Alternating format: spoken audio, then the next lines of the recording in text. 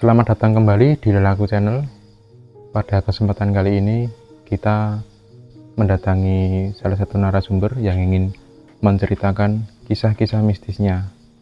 Baik, langsung saja kita dengarkan kisah-kisah mistisnya. Matur nuwun Mas Fahmi sudah menerima kami di sini. Iya. Mungkin Mas Fahmi bisa bercerita mengenai kegiatan kalau jenengan dalam waktu dekat ini jenengan sibuk nopo? Kalau untuk waktu dekat ini kebetulan di rumah aja sih Mas. Di rumah aja? Iya, kebetulan memang di rumah ada kegiatan. Nah terus ya kegiatannya selama bulan puasa ini masih di rumah aja Mas. Oh okay. Iya. Mungkin Mas Fahmi bisa langsung saja bercerita mungkin pengalaman yang pernah dialami, pengalaman mistis. Kalau untuk pengalaman mistis di sini sih, kebetulan kan saya di sini pindahan ya Mas.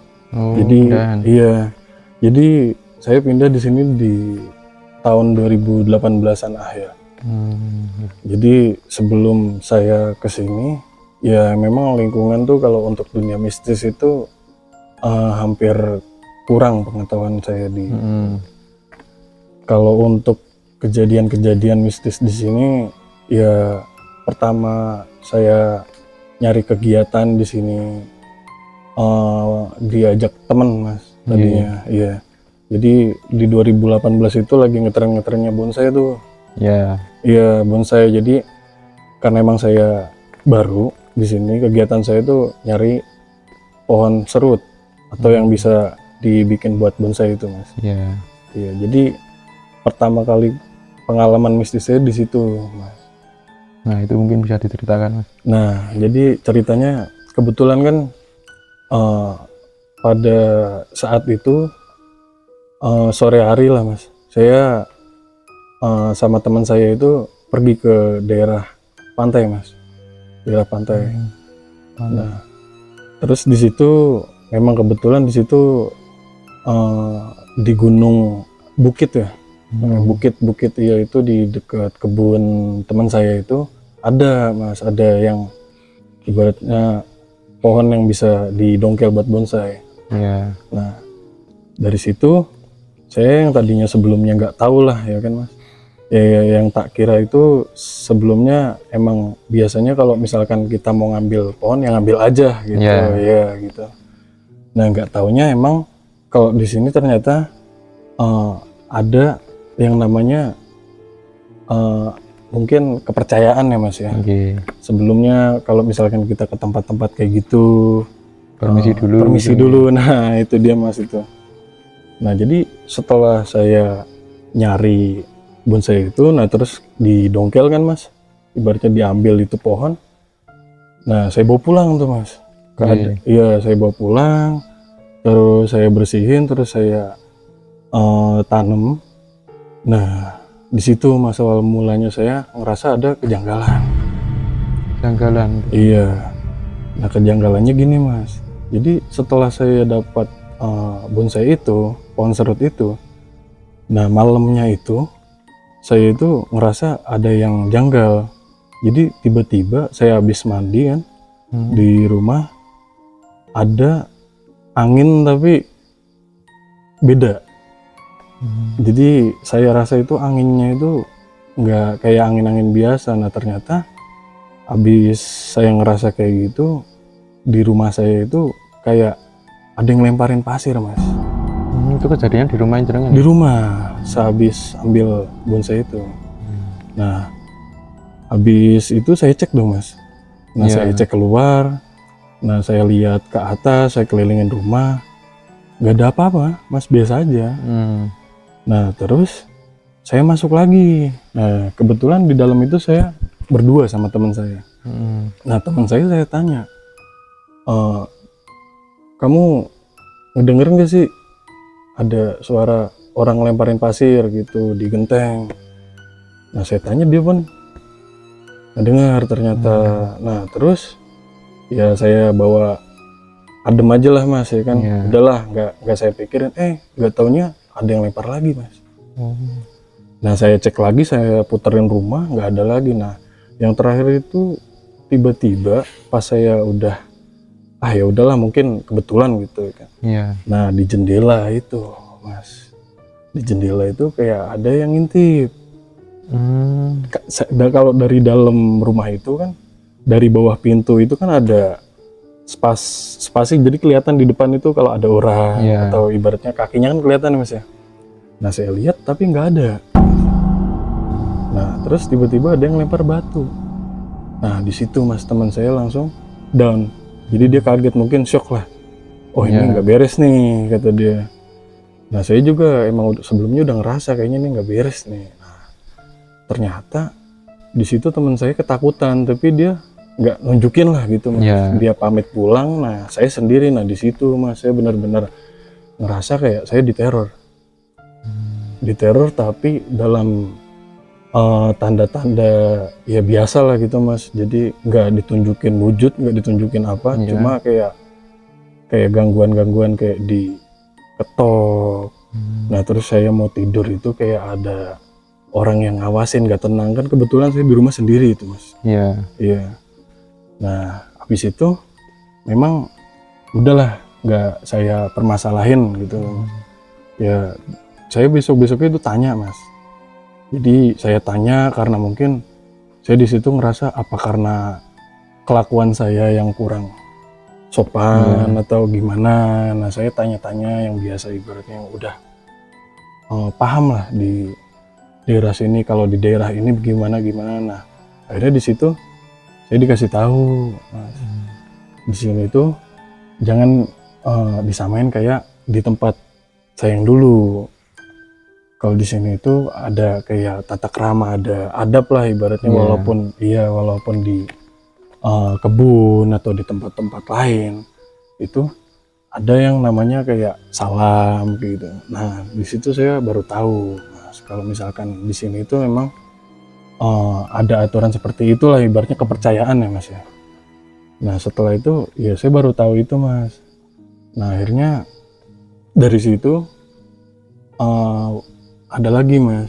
Jadi dari awal pengalaman saya yang di bonsai itu bukan datang, saya nemuin lagi mungkin. Berarti itu belum tahu kalau gangguannya dari bonsai itu ya? Iya, tapi ada mas yang ngomongin saya. Kalau tempat yang saya ambil itu ternyata agak angker katanya. Itu diberitahu temannya jenengan gitu? Iya, karena saya tanya mas.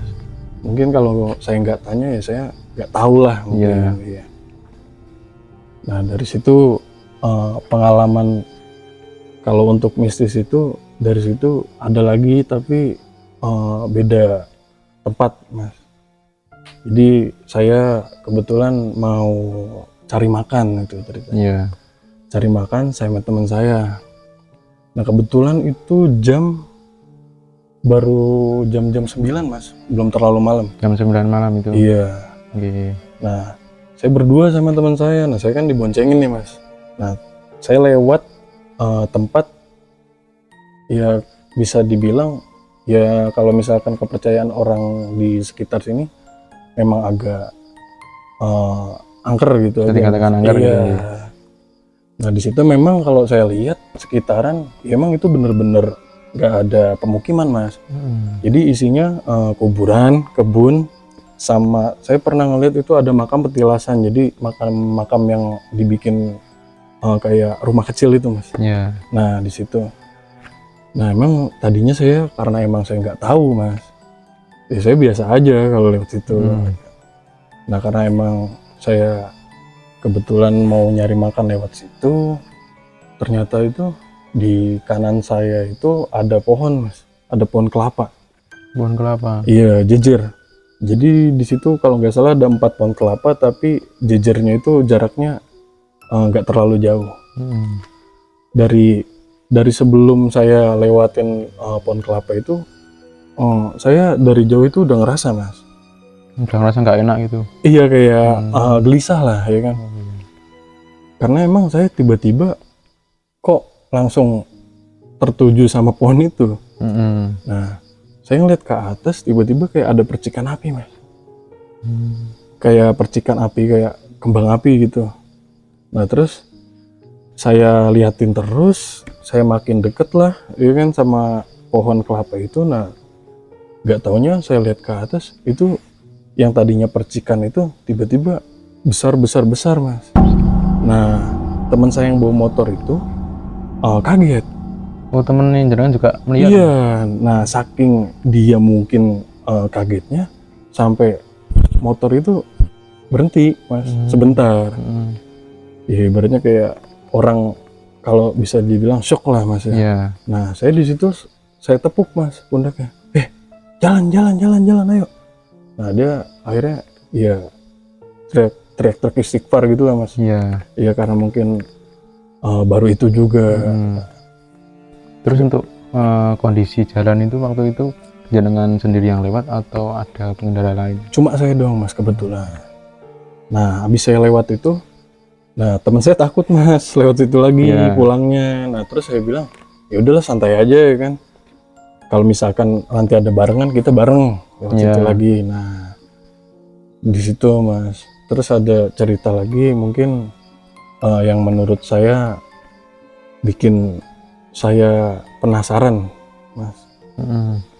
Jadi saya dulu itu pernah mudik mas, mudik ke sini. Sebelum saya pindah ke sini tetap di sini saya pernah mudik itu kalau nggak salah saya masih kelas 6 SD. Nah jadi ceritanya saya mudik. Nah terus saya kan punya saudara mas. Kebetulan saudara nggak jauh di kampung sebelah.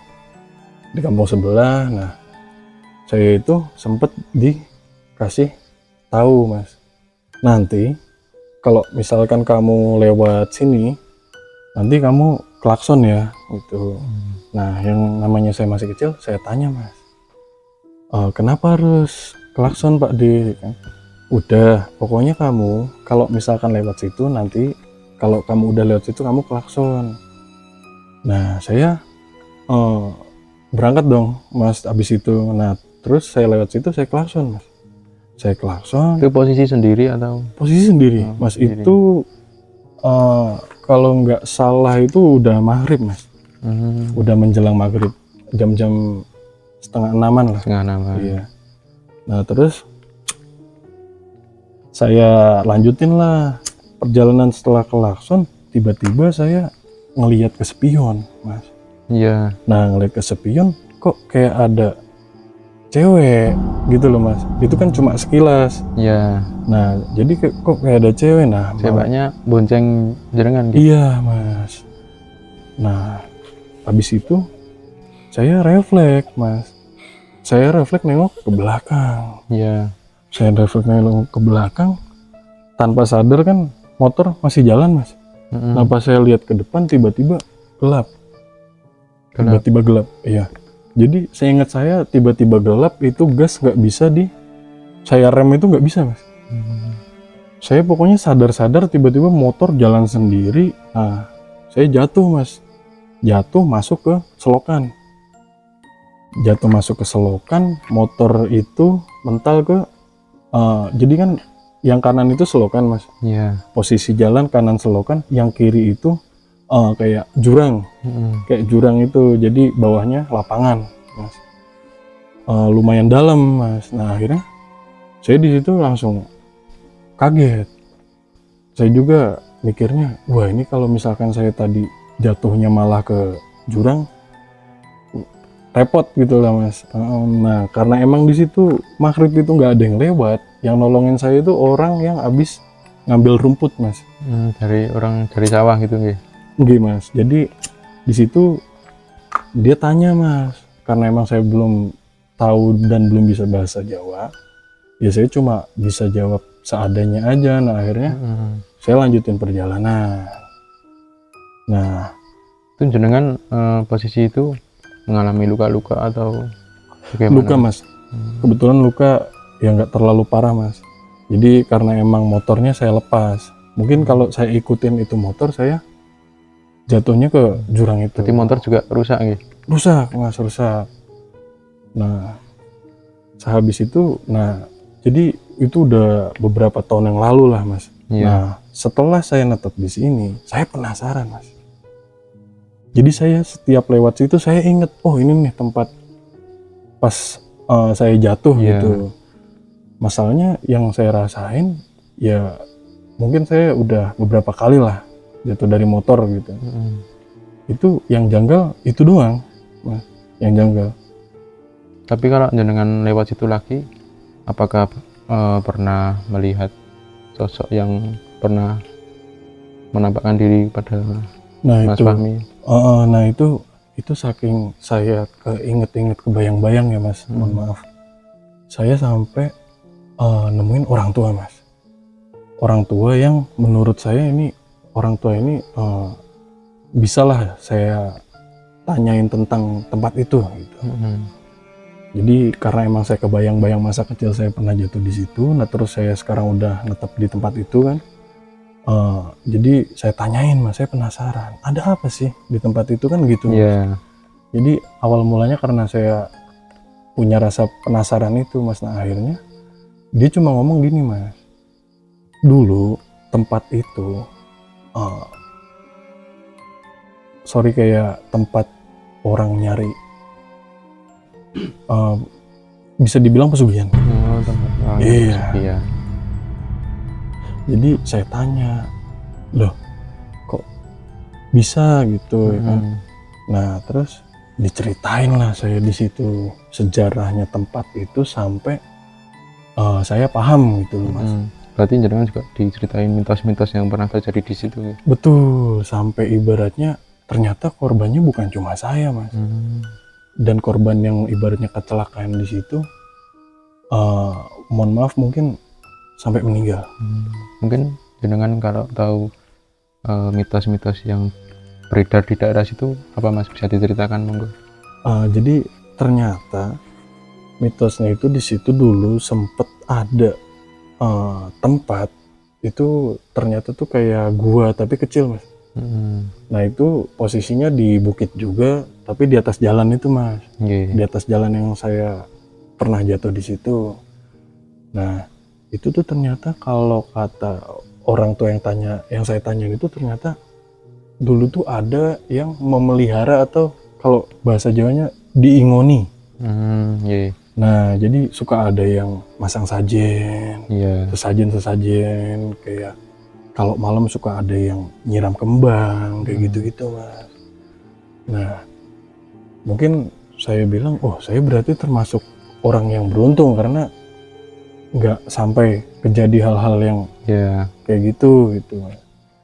Nah, tapi memang kasarnya di daerah situ sering juga gangguan gitu. Iya Mas, ternyata lambat laun saya tahu emang orang sekitar sini pun hampir semua itu udah tahu Mas tempat itu. Tapi untuk sekarang ini aman Mas, aman karena saya tanya lagi juga sih. Saya tanya kok sekarang udah nggak ini, karena yang ngingonin itu katanya yang memelihara lah, yang suka ngasih saja yang ini. Nah itu udah nggak ngasih Mas. Maksudnya udah berhenti lah. Oh, jadi saya tanya, berarti kalau misalkan kita ngasih sajian, kita minta sesuatu imbalan ke makhluk itu, imbalannya apa? Yaitu apa yang ibaratnya kamu tuju, apa yang kamu butuhkan. Kalau kamu ibaratnya ngasih sajian ke tempat itu, si makhluk itu tuh ngasih imbalannya ke yang ibaratnya kalau mohon maaf kayak tumbal gitu Mas. Dia minta tumbal gitu. Iya. Nah terus pada intinya gini Mas, karena emang ternyata udah paham lah saya situasinya di situ, terus di daerah-daerah sini tuh banyak tempat-tempat kayak gitu. Nah di situ saya cuma berbagi pengalaman kayak pengen ngasih tahu lah ibaratnya pemahaman buat teman-teman mungkin ibaratnya di pemirsa-pemirsa yang di konten Lalaku channel ini. Kalau kita berkunjung atau kita main ke tempat yang mungkin belum pernah kita kunjungin gitu, kita harus cari tahu dulu atau ibaratnya kita nggak boleh sembarangan lah Mas. Permisi dulu gitu. Iya, karena emang saya baru percaya Mas, jujur saya baru percaya karena saya emang udah ngalamin sendiri. Iya. Jadi bukan cuma kita sesama manusia kita punya adab atau ibaratnya kita permisi atau apa. Nah itu mungkin kalau untuk di tempat-tempat kayak gitu ya kalau bisa kita permisi atau kayak klakson lah apa saling menghargain aja gitu Mas. Mungkin ada lagi yang ingin disampaikan Mas? Kalau untuk yang disampaikan sih mungkin itu aja Mas. Iya. Baik, kalau gitu ini udah di penghujung Mas. Iya Mas. Terima kasih sudah bersedia bercerita di channel kami. Iya. Baik, itu tadi kisah-kisah mistis yang sudah diceritakan oleh narasumber kita pada hari ini. Bagi teman-teman yang tertarik untuk bercerita, bisa langsung saja tulis di kolom komentar yang nanti bakal kita pilih dan kita kulik ceritanya. Dan jangan lupa tetap dukung channel kita dengan cara like, share, dan subscribe. Terima kasih.